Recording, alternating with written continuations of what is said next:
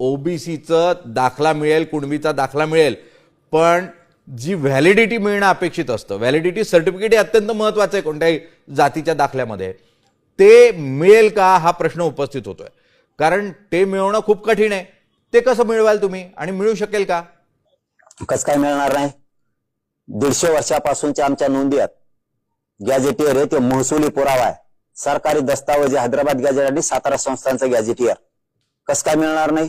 जमीन आमची आहे म्हणल्यावर 7/12 आमच्या नावावरती आहे, 7/12 पण नावावरती आहे, तलाठी कसं काय देणार नाही. कसं काय देणार नाही. रजिस्ट्री ओरिजिनल झाली, फेरफार ओरिजिनल झाला, कसं काय 7/12 देणार नाही. तसं आमच्या नोंदी ओरिजिनल आहेत. मराठवाड्यातला हाच कुणबी आहे, त्याच्यात तसा संख्या दिल्यात, तुम्ही कसं काय देणार नाहीत.